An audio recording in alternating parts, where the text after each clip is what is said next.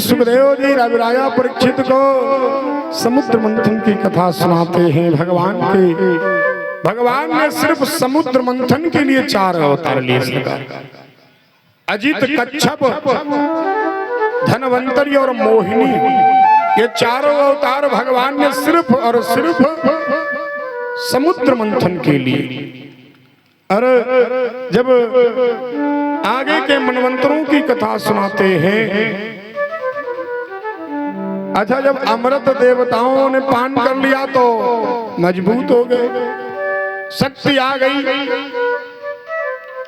और जब दैत्यों को जानकारी मिली स्वरभानु का गला कट गया तो राजा बलि है उस समय दैत्यराज तुरंत आक्रमण कर देते हैं देवताओं पर। भयंकर युद्ध होने लगा। और जब युद्ध प्रारंभ हुआ तब की बार देवता ज्यादा मजबूत हैं, बहुत मजबूत हैं। अरे इंद्र के पास अभी हम सबने प्रारंभ में सुना क्या है, वज्र है दधीच की हस्तियों से बना हुआ। विश्वरूप ने नारायण कवच का उपदेश दे दिया है, उन सब को धारण करके इंद्र लड़ रहे हैं।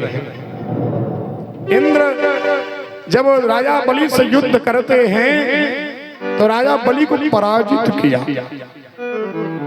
परंतु जब राजा बलि को पराजित किया, मूर्छित होकर गिरे जमीन पर, भूमि पर गिरे राजा बलि, तो श्री शुक्राचार्य जी महाराज हैं जो भगवान शिव के परम शिष्य हैं, मृत संजीवनी विद्या के ज्ञाता हैं, तुरंत अपनी विद्या के बल से पुनः राजा बलि को जीवित किया बंधु।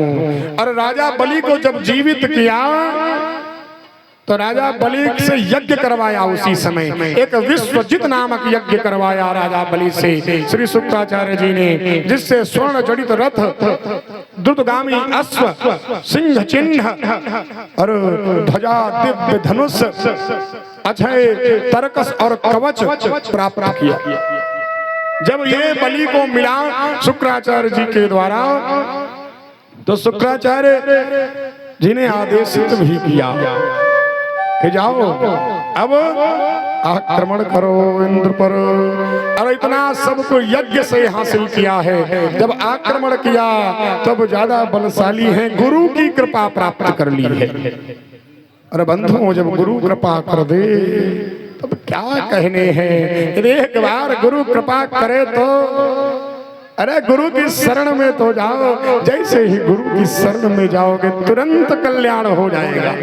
राजा बलि जैसे ही शरण में हुए हैं, एक यज्ञ के माध्यम से इतना कुछ दे दिया है श्री शुक्राचार्य जी महाराज ने, कहा कि जाओ अब आक्रमण कर। और जब आक्रमण किया तो अब की बार इंद्र पराजित हो गए, क्योंकि वो ईश्वर के मद में चूर हैं, बृहस्पति जी का सम्मान भी नहीं करते हैं, वो गुरु से दूर हो रहे हैं और एक गुरु के पास जा रहा है। तो गुरु के पास जाने वाला व्यक्ति सदा विजयी होता है। आज जब भगवान